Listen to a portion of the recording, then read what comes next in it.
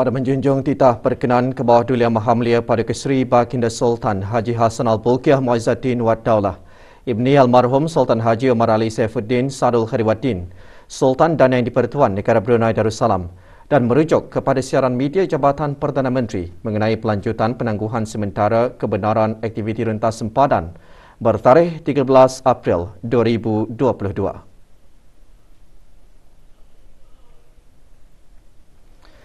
Jabatan Perdana Menteri memaklumkan pelanjutan penangguhan sementara kebenaran aktiviti rentas sempadan selama 15 hari lagi dari 1 hingga 15 Mei 2022. Kemasukan warga negara asing melalui pos-pos kawalan darat dan laut termasuk perjalanan transit melintasi negara Brunei Darussalam, kecuali bagi kemasukan atau perjalanan transit yang telah diberikan kebenaran oleh Kerajaan Negara Brunei Darussalam.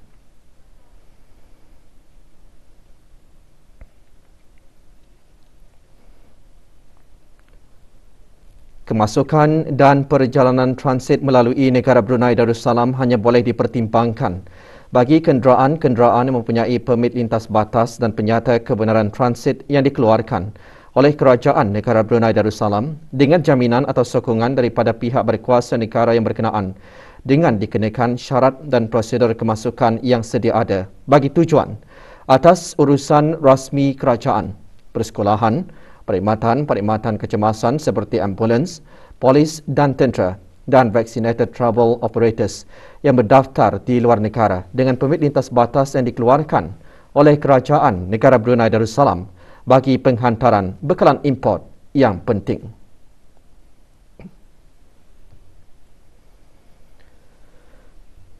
Dan keluar dan masuk negeri secara ulang-alik melalui pos-pos kawalan darat maupun laut bagi tujuan pekerjaan.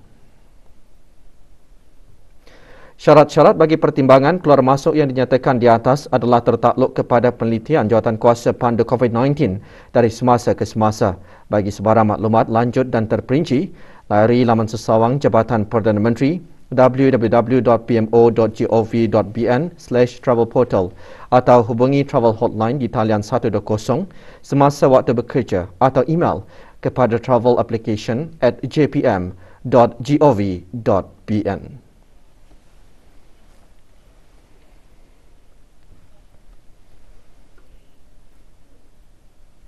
$216 dos vaksin telah diberikan kepada kanak-kanak berumur 5 hingga 11 tahun pada 29 April 2022 yang membawa kepada jumlah keseluruhan pemberian vaksin dos pertama kepada 20,647 dos, iaitu 48.1%. Perangkaan itu dimaklumkan oleh Menteri Kesihatan pada sidang media situasi terkini jangkitan COVID-19 di Dewan Al-Afiah Kementerian Kesihatan. Yang berhormat Datuk Seri Setia Dr. Haji Awang Muhammad Hisham bin Haji Jaafar juga memaklumkan 131 dos kedua vaksin COVID-19 diberikan kepada kanak-kanak dalam kumpulan umur tersebut, iaitu meliputi 2.5%. Dalam pada itu, liputan bagi penduduk negara ini yang telah menerima 3 dos vaksin adalah 65.3%, manakala 102 kes baru dilaporkan. Sebanyak 102 kes baru telah dilaporkan, iaitu 84 kes hasil ujian ART dan 18 kes adalah hasil dari 639 ujian makmal RT-PCR yang telah dilakukan dalam masa 24 jam. Oleh itu, jumlah keseluruhan kes yang dilaporkan di negara Brunei Darussalam setakat ini ialah 141,850 kes. Statistik harian COVID-19 yang lain pula terdapat satu kes yang dikategorikan dalam kategori 5, yakni mereka memerlukan rawatan di unit rawatan intensif, manakala tidak ada kes sedang berada di kategori 4, iaitu mereka yang memerlukan bantuan oksigen dan di bawah pemantauan rapi. Sebanyak 181 kes telah disahkan sembuh, yang membawa jumlah kes yang sembuh kepada 140,892 kes. Jumlah kes aktif pula ialah sebanyak 740 kes. Iaitu 11 kes sedang dirawat di hospital, manakala 729 kes sedang menjalani pengasingan diri di rumah. Bersempena dengan Hari Raya Aidilfitri yang akan menjelang tidak lama lagi, Kementerian Kesihatan ingin mengumumkan kepada orang ramai bahawa sidang media situasi terkini COVID-19 di negara Brunei Darussalam akan ditiadakan selama 3 hari, iaitu pada hari raya pertama, kedua dan ketiga. InsyaAllah sidang media ini akan disiarkan semula pada hari Khamis 5 Mei 2022 atau Jumaat 6 Mei 2022 pada jam 4 petang tertakluk kepada penglihatan anak bulan Syawal 1443. Semasa sidang media yang sama, Menteri Kesihatan juga menjelaskan mengenai aplikasi BruHealth sebelum yang akan diperluaskan penggunaannya di masa akan datang dan bukan sebaliknya. Menteri Kesihatan menyatakan demikian bagi menjawab persoalan penggunaan pengimbasan kod QR yang akan diberhentikan apabila memasuki premis-premis di beberapa buah negara jiran. Yang berhormat menjelaskan dalam aplikasi BruHealth, salah satu fungsinya ialah pengesanan kontak. Pengimbasan bukan sahaja untuk fungsi tersebut, malah fungsi lain di masa akan datang seperti pendaftaran di klinik. Selain itu, fungsi lain yang sedang berjalan ketika ini ialah teleconsult, iaitu pesakit tidak perlu datang ke hospital dan hanya boleh membuat persidangan video dengan doktor atau pakar yang berkenaan. Bank Islam Brunei Darussalam BIPD dan cawangannya mengadakan penyerahan zakat perniagaan dan zakat simpanan pelanggan kepada Majlis Ugama Islam Brunei, MUIB. Zakat perniagaan berjumlah RM2,809,070 dan 90 sen dan zakat simpanan pelanggan berjumlah RM529,744 dan 82 sen diserahkan kepada Yang Berhormat Pihin Udana Khatib Datuk Paduka Seri Setia Ustaz Haji Awang Badaruddin bin Pengarah Datuk Paduka Haji Awang Osman, Menteri Hal Ehwal Agama.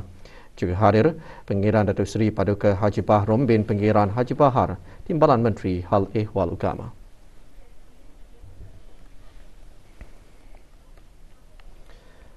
Majlis Tadarus di Masjid Surau dan Balai Ibadat seluruh negara yang dikendalikan oleh Kementerian Hal Ehwal Agama sempena bulan Ramadan tahun ini berakhir semalam dengan majlis penutupan Tadarus dan khatam Al-Quran.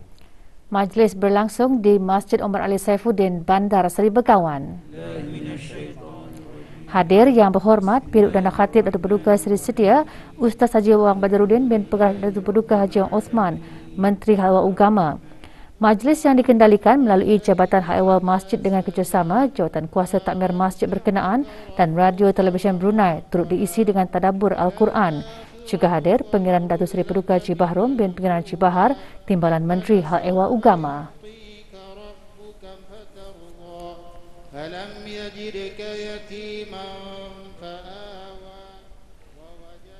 Masjid Rashidah Saratul Bolkah Kampung Sungai Akar lewat petang tadi mengadakan majlis khatam Al-Quran. Hadir Yang Berhormat Datuk Seri Setia Awang Haji Ali bin Apong, Menteri Sumber-Sumber Utama dan Pelancongan. Majlis dimulakan dengan haflah selawat dan juga zikir diselajurkan bacaan tahtim ramai-ramai. Juga hadir Yang Berhormat Pihin Datuk Lara Raja Major Jeneral Bersara Datuk Paduka Seri Haji Awang Halbi bin Haji Muhammad Yusof, Menteri Pertahanan Kedua, dan Yang Berhormat Major Jeneral Bersara Datuk Paduka Seri Awang Haji Aminuddin Ihsan bin Pihin Orang Kaya Saiful Muluk Datuk Seri Paduka Haji Abidin, Menteri Kebudayaan, Belia dan Sukan.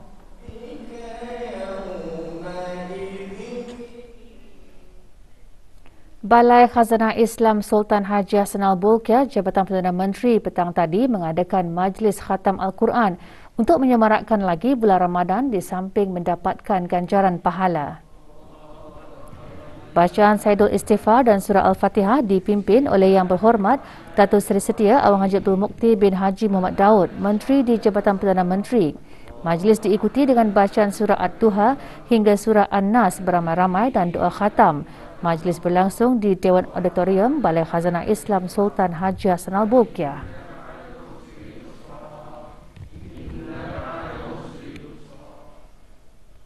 Juga mengadakan majlis khatam Al-Quran bekas-bekas penghuni Asrama Maktab Sultan Omar Ali Saifuddin SWAS, ringkasnya EHBG. Majlis diselajurkan dengan bersungkai. Majlis diadakan di Masjid Pengiran Muda Abdul Malik, Kampung Tungku, Katok. Pada majlis tersebut, masjid berkenaan menerima wakaf barang keperluan masjid yang disampaikan oleh Awang Haji Abdul Rahman bin Haji Lahab, ahli Lembaga Penasihat Kumpulan EHBG. Lebih 150 bekas penghuni asrama menghadiri majlis ini. Majlis Khatam Al-Quran merupakan acara tahunan yang diadakan sejak tahun 2016.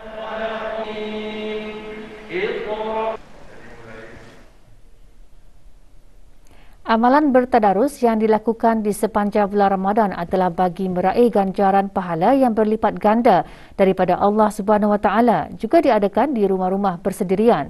Di daerah Tutung, Badan Kebajikan Saudara-saudara Baru Kampung Kiudang Mungkum Baskim tidak ketinggalan dalam mengadakan aktiviti tadarus rumah ke rumah sebagai aktiviti tahunan Baskim dalam menyemarakkan bulan suci Ramadan yang penuh keberkatan. Amalan bertadarus Al-Quran rumah ke rumah ini bertujuan memberi bimbingan kepada saudara-saudara baru dalam mendekatkan diri kepada Allah Subhanahu Wa Taala, selain mengeratkan hubungan silaturahim dalam kalangan saudara baru dan penduduk kampung berkenaan.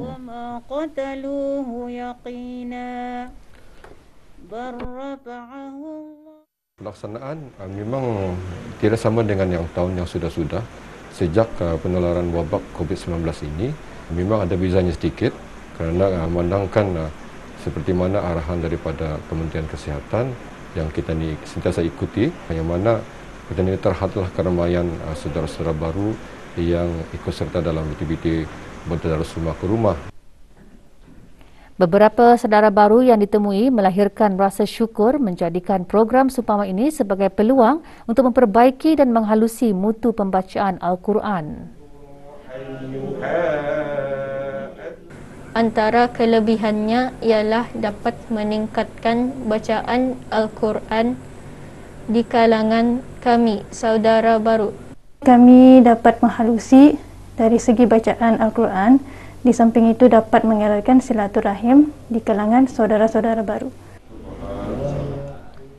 Mesyuarat Perancangan Strategik Mesyuarat Pegawai-Pegawai Kanan BIM ke SPM SOM yang diadakan melalui persidangan video memberikan beberapa saranan antara lainnya untuk memanfaatkan platform media sosial untuk meningkatkan koordinasi, menyokong inisiatif yang memfokuskan kepada teknologi hijau dan bersih serta persekitaran yang mampan. Mewakili negara Brunei Darussalam ke mesyuarat tersebut, Dr. Dayang Hajameh Faizah binti Haji Ahmad Arifin, Setiausaha Tetap Ekonomi Kementerian Kewangan dan Ekonomi. Mesyuarat turut membincangkan tindakan lanjut berhubung kerjasama rakan pembangunan BIM IAGA, terutamanya mengenai pelaksanaan projek dan inisiatif dengan Republik Rakyat China dan Republik Korea. Mesyuarat Menteri-Menteri BIM IAGA kali ke-25 dan mesyuarat berkaitan akan diadakan November nanti di Pontianak, Indonesia.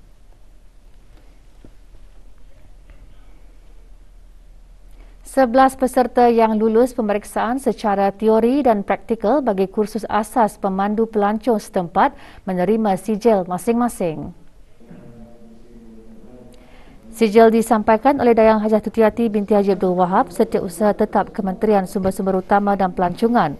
Kursus diadakan untuk meningkatkan dan memantapkan kemahiran pemandu pelancong setempat dalam memberikan perkhidmatan berkualiti dan memenuhi kehendak piawaian yang ditetapkan.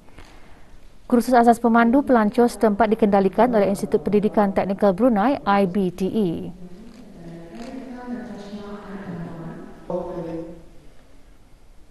Konsortium Mu'allafpreneurs di bawah kendalian Bahagian Pembangunan Mu'allaf Pengupayaan Mu'allaf Pusat Dakwah Islamiah mengadakan projek Fastabiqul Khairat 7.0 hari ini.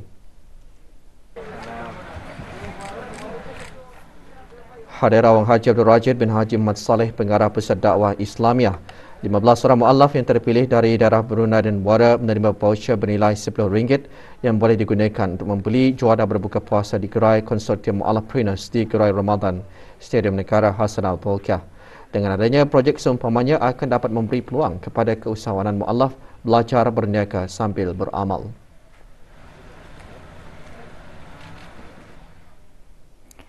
Majlis Perundingan Kampung Jerudong A, Mukim Sengkurung lewat petang tadi mengadakan majlis penyampaian derma anak-anak yatim bagi penduduk Kampung Jerudong.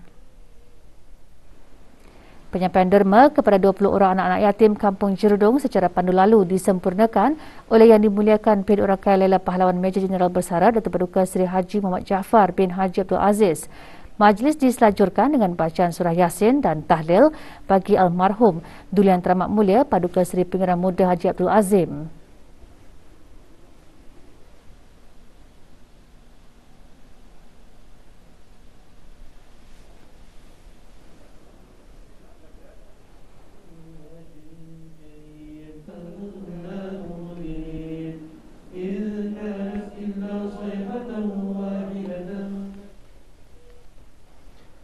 16 stesen minyak akan dibuka dan beroperasi di seluruh negara pada hari raya pertama. Syarikat Pemasaran Brunei Shell Sdn Bhd BSM memaklumkan pada hari raya kedua sebanyak 31 buah stesen minyak akan beroperasi dan kesemua 36 stesen minyak di negara ini akan beroperasi seperti biasa pada hari raya ketiga. Manakala pada malam menjelang Hari Raya Aidilfitri nanti, hampir kesemua stesen minyak di negara ini akan melanjutkan waktu operasi sehingga 12 tengah malam. Pada hari raya pertama, 7 stesen minyak di daerah Brunei dan Muara akan beroperasi termasuk sebuah stesen minyak di perairan Sungai Brunei, 4 stesen minyak di daerah Tutong, 4 stesen minyak di daerah Blight dan sebuah stesen minyak di daerah Tempurung.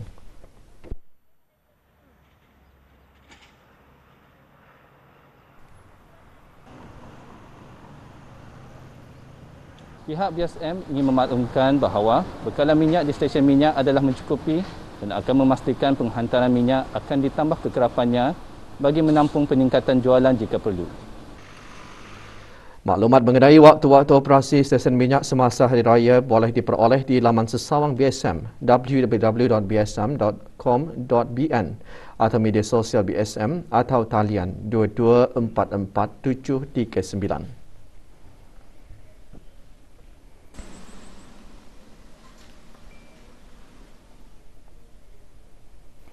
Membeli belah pada saat-saat akhir sudah menjadi kelaziman apabila hari raya di negara ini. Pastinya beberapa buah pusat komersial mulai sibuk dengan orang ramai.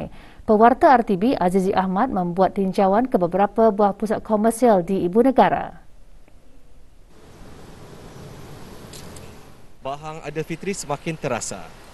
Pusat membeli belah terus menjadi tumpuan orang ramai untuk membeli barang keperluan hari raya.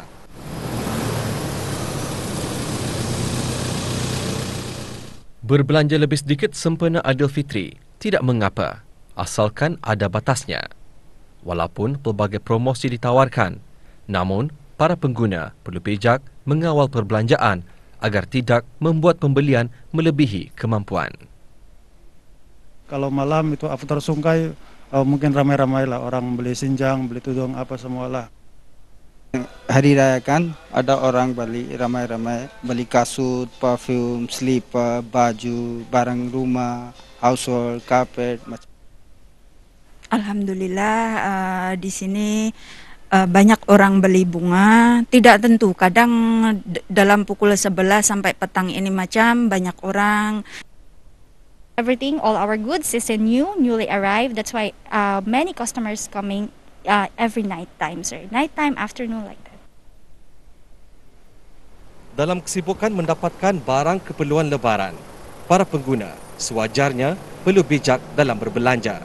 Membeli barang untuk keperluan bukannya ikut kemahuan. Raikan Aidilfitri dengan penuh kesyukuran. Azizi Ahmad untuk Berita RTB. Berbuka puasa atau bersungkai di kawasan terbuka seperti taman kini semakin popular dalam kalangan masyarakat di negara ini. Walaupun terdapat banyak pilihan untuk bersungkai, namun segelintir masyarakat kita ini lebih cenderung memilih tempat terbuka untuk bersungkai bagi merasai pengalaman berbeza. Nadira Haji Umar seterusnya melaporkan. Taman Mahkota Jubli Emas antara tempat yang menjadi tumpuan orang ramai untuk meluangkan masa bersungkai bersama keluarga dalam suasana santai. Lokasinya yang indah berlatar belakangkan kampung air menjadikan taman ini sebagai destinasi pilihan pengunjung yang semakin ramai setiap hari. Suasana bertambah meriah apabila para pengunjung mula menggorak tikar dan duduk bersila untuk menikmati juadah bersungkai bersama keluarga dan sahabat handai. Peluang sebegini memberikan pengalaman berbeza kepada para pengunjung. Meskipun berada di bulan Ramadan, ia tidak menghalang orang ramai untuk beriadah di taman ini. Tidak dinafikan juga berbuka puasa sambil beriadah bersama keluarga menjadi trend dalam masyarakat di negara ini. Nadira Haji Umar untuk Berita RTB. Berita Sukan. Negara Brunei Darussalam akan menyertai Sukan Asia Tenggara Sukan C ke-31 Vietnam 2021 bermula 12 hingga 23 Mei 2022.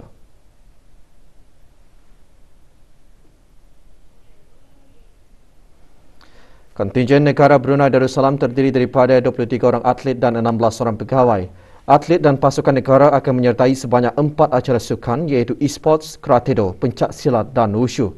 Kontingen negara akan diketuai oleh Chief of Nation Abang Haji Muhammad Ros Fazilah bin Haji Yusli, pemangku timbalan pengarah belia dan sukan.